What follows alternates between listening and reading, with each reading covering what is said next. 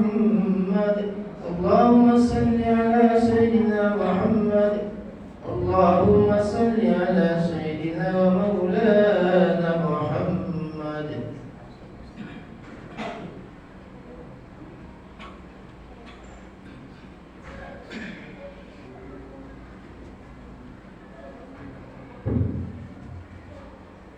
Bismillahirrahmanirrahim. Assalamualaikum warahmatullahi wabarakatuh. Allahu Akbar, Allahu Akbar, Allahu Akbar, Allahu Akbar. Asyhadu an la ilaha illallah,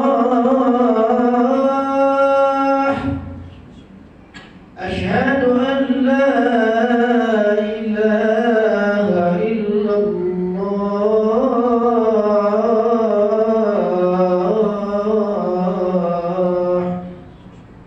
asyhadu anna Muhammadar Rasulullah,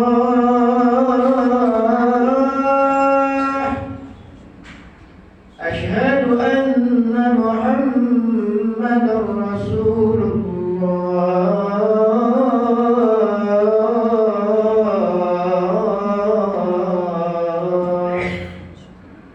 Hayya 'alas salah,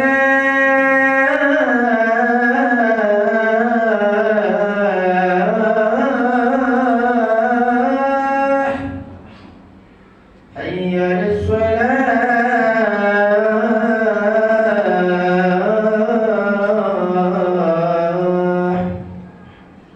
hayya 'alal falah,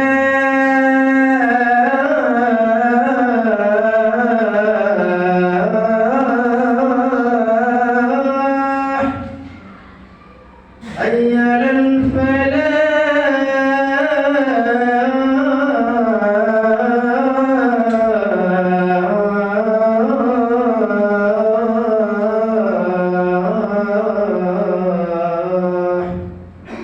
Allahu Akbar, Allahu Akbar. La ilaha illallah.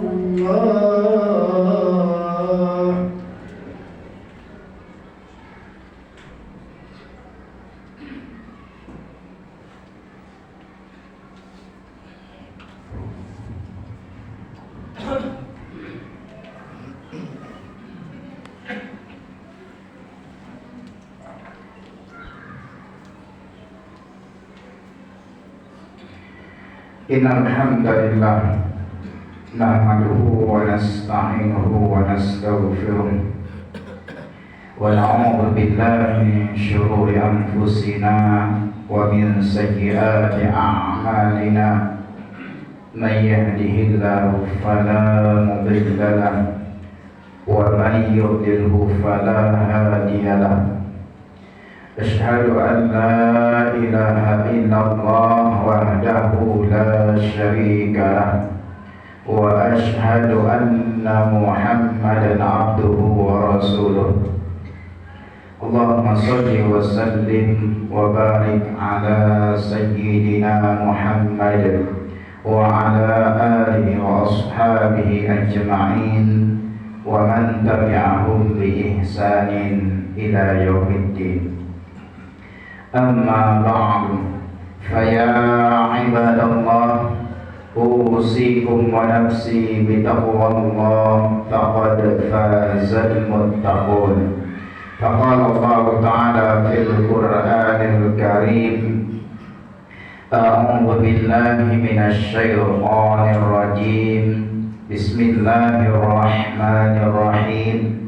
Ya ayyuhalladzina amanu taqullaha haqqa tuqatih wa la tamutunna illa wa antum muslimun.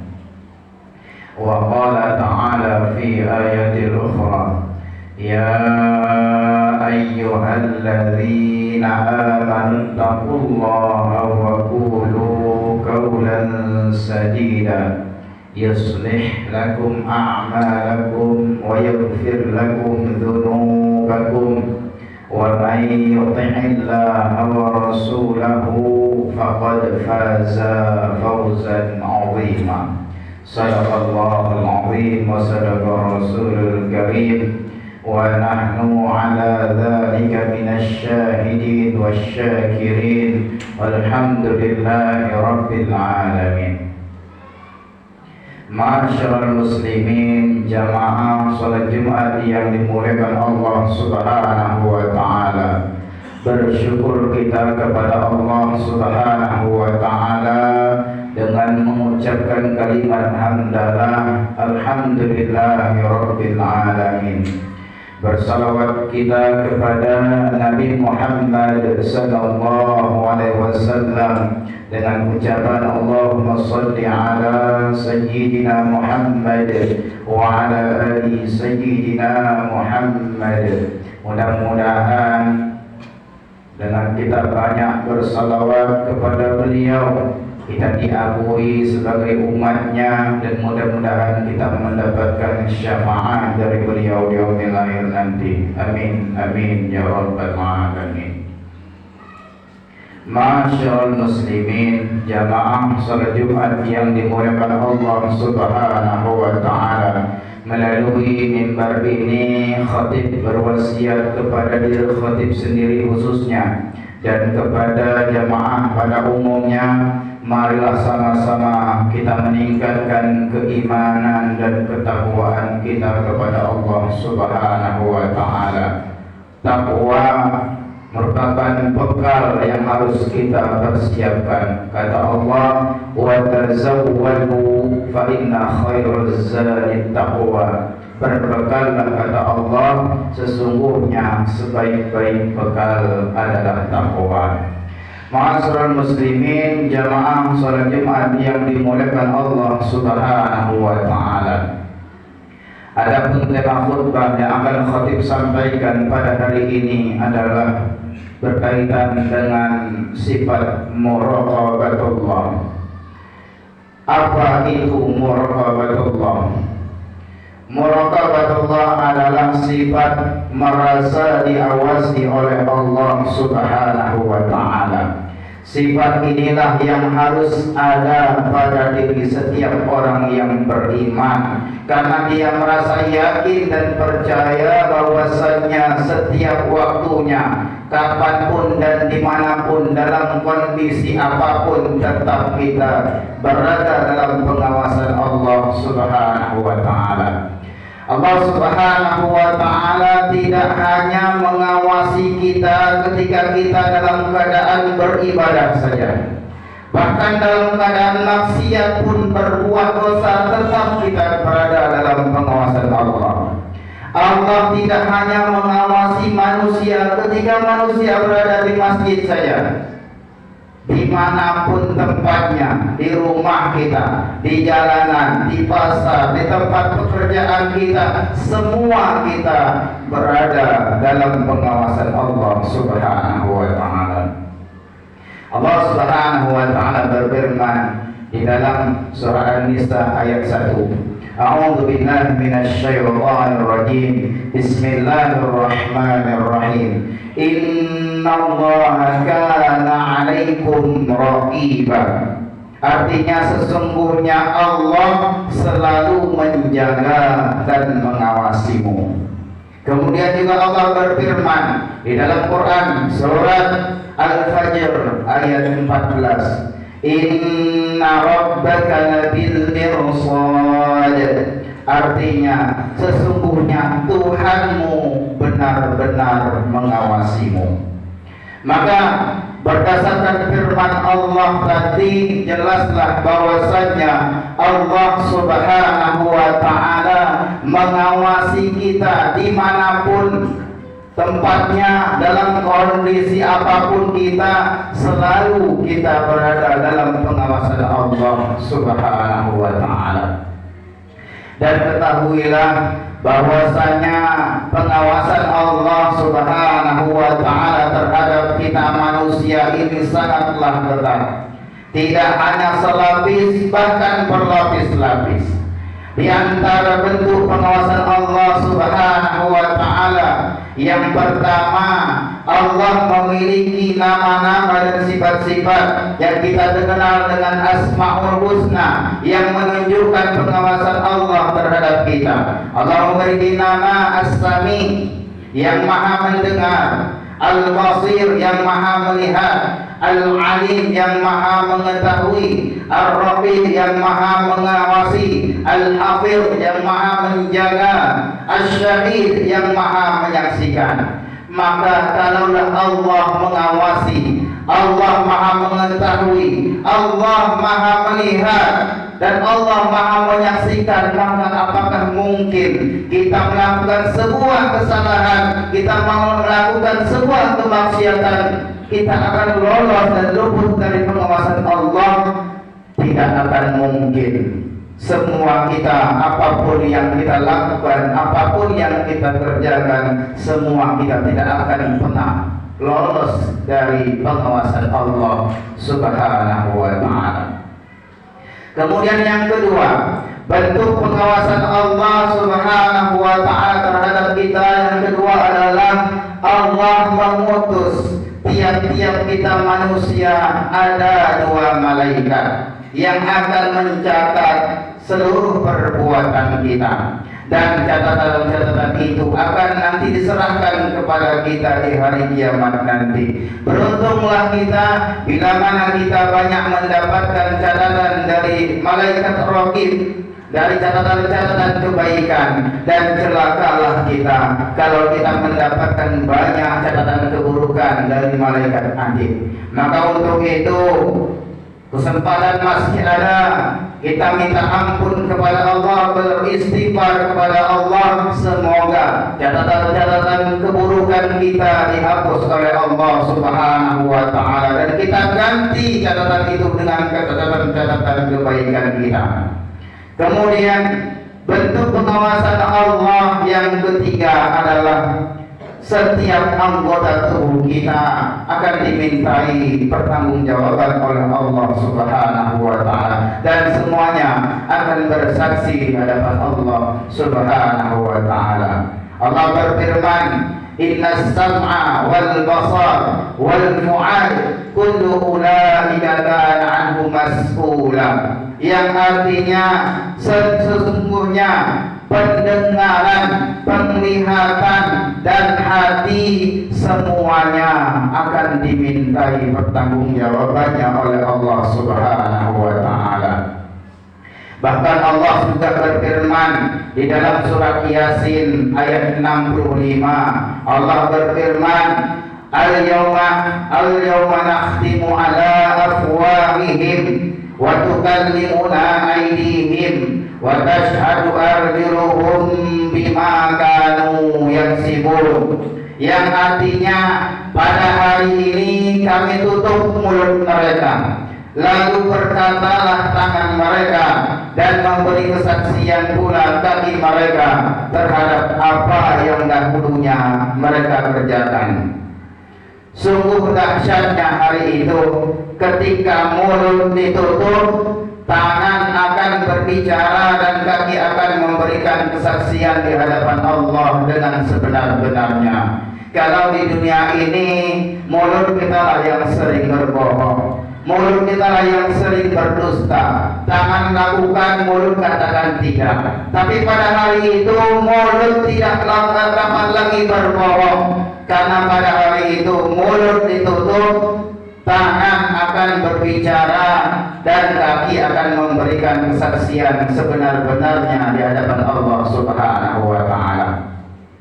Maka untuk itu, mari sama-sama kita hadirkan di dalam diri kita sifat muraqabatullah, sifat merasa diawasi oleh Allah Subhanahu wa ta'ala. Mudah-mudahan dengan sifat merasa diawasi oleh Allah ini, kita akan lebih berhati-hati terhadap apa yang akan kita lakukan, terutama ketika kita akan melakukan sebuah kemaksiatan, sebuah dosa kepada Allah Subhanahu wa ta'ala. Lebih berhati-hati kita, karena ada Allah yang maha melihat, Ada Allah yang maha mengetahui, ada Allah yang maha menyaksikan, ada malaikat yang siap mencatat perbuatan kita, dan ada anggota tubuh kita yang akan siap bersaksi di hadapan Allah Subhanahu wa Ta'ala. Mudah-mudahan kita juga mampu meningkatkan keimanan dan ketakwaan kita kepada Allah dengan sifat kehati-hatian kita terhadap pengawasan Allah Subhanahu wa Ta'ala. Mudah-mudahan khutbah yang singkat ini bermanfaat bagi kita semua, khususnya bagi diri khatib sendiri. Barakallahu li wa lakum fil Qur'anil Karim wa nafa'ani wa iyyakum bima fihi min al-ayati wa zikril hakim wa taqabbala minni wa minkum tilawatahu innahu huwal ghafurur rahim. Allahumma salli ala Sayyidina Muhammad. Allahumma salli ala Sayyidina wa Maulana Muhammad. Allahumma salli ala Sayyidina wa Nabina wa Habibina wa Shafi'ina wa Zukrina Maulana Muhammad. Alhamdulillah. Alhamdulillahilladzi arsala rasulahu bil huda wa dinil haqq liyuzhirahu 'ala ad-dini kullih wa kafaa billahi shahida. Ashhadu an la ilaha illallah wahdahu la syarika lah wa ashhadu anna Muhammadan 'abduhu wa rasuluh. Allahumma salli wa sallim wa barik ala sayyidina Muhammad wa ala alihi wa ashabihi ajma'in wa man tabi'ahum bi ihsanin ila yaumiddin. Amma ba'du, fa ya ibadallah, usikum wa nafsi bi taqwallah, faqad fazal muttaqun.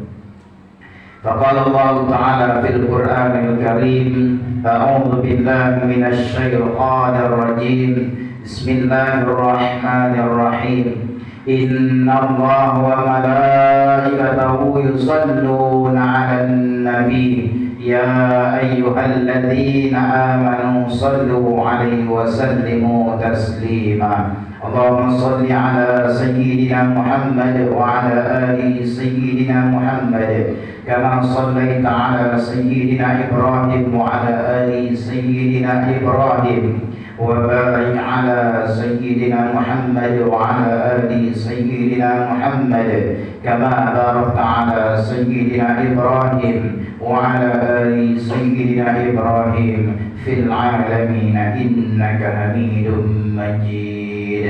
اللهم اغفر للمسلمين والمسلمات والمؤمنين والمؤمنات الأحياء منهم والأموات إنك سميع قريب مجيب الدعوات يا قاضي الحاجات يا مجيب السائلين يا رب العالمين. اللهم أرنا الحق حقا وارزقنا اتباعه وأرنا الباطل باطلا وارزقنا اجتنابه.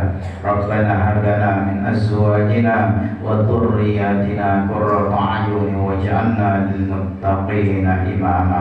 ربنا آتنا في الدنيا حسنة وفي الآخرة حسنة وقنا عذاب النار والحمد لله رب العالمين. عباد الله إن الله يأمر بالعدل والإحسان وإيتاء ذي القربى وينهى عن الفحشاء والمنكر والبغي يعظكم لعلكم تذكرون فاذكروا الله العظيم يشكركم واشكروه على نعمه يزدكم ولذكر الله أكبر. أقم الصلاة. الله أكبر الله أكبر. أشهد أن لا إله إلا الله. أشهد أن محمدا رسول الله. حي على الصلاة حي على الفلاح قد قامت الصلاة قد قامت الصلاة. الله أكبر الله أكبر. لا إله إلا الله.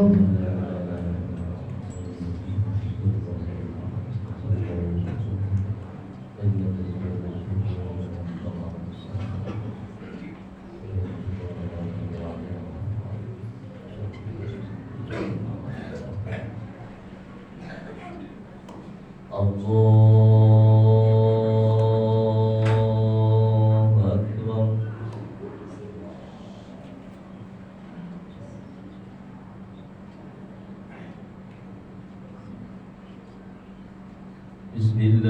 الرحمن الرحيم الحمد لله رب العالمين الرحمن الرحيم مالك يوم الدين إياك نعبد وإياك نستعين اهدنا الصراط المستقيم صراط الذين أنعمت عليهم غير المغضوب عليهم ولا الضالين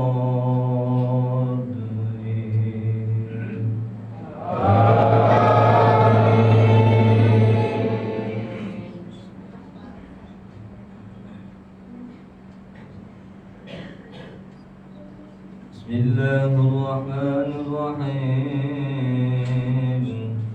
سبح اسم ربك الأعلى الذي خلق فسوى والذي قدر فهدى والذي أخرج المرعى فجعله غثاء أحوى سنقرئك فلا تنسى إلا ما شاء الله إنه يعلم الجهر وما يخفى ونيسرك لليسرى فذكر إن نفعت الذكرى سيذكر من يخشى ويتجنبها الأشقى الذي يصلى النار الكبرى ثم لا يموت فيها ولا يحيا قد أفلح من تزكى وذكر اسم ربه فصلى بل تؤثرون الحياة الدنيا والآخرة خير وأبقى إن هذا لفي الصحف الأولى صحف إبراهيم وموسى الله أكبر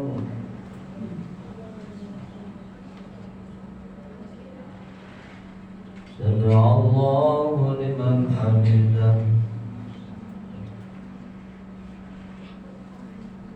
الله أكبر الله أكبر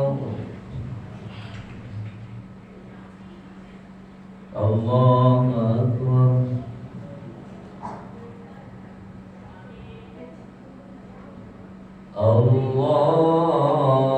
الله أكبر بسم الله الرحمن الرحيم الحمد لله رب العالمين الرحمن الرحيم مالك يوم الدين إياك نعبد وإياك نستعين اهدنا الصراط المستقيم صراط الذين أنعمت عليهم غير المغضوب عليهم ولا الضالين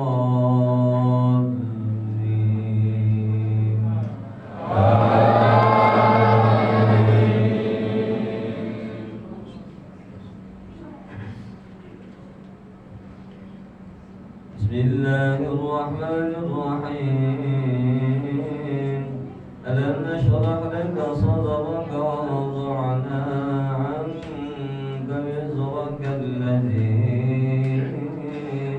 أنقض ظهرك ورفعنا لك ذكرك فإن مع العسر يسرا إن مع العسر يسرا فإذا فرغت فانصب وإلى ربك فارغب الله أكبر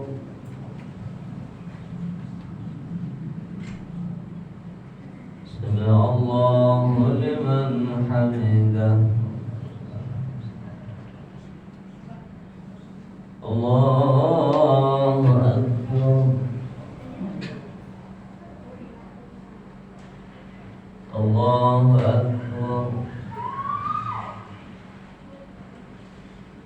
الله أكبر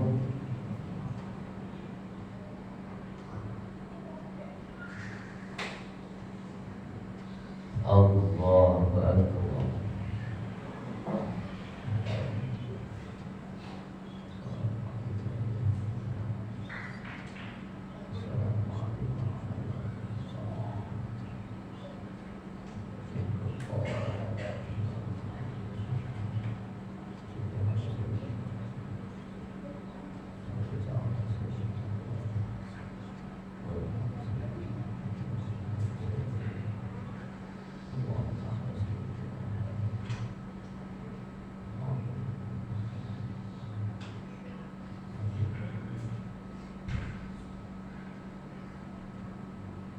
السلام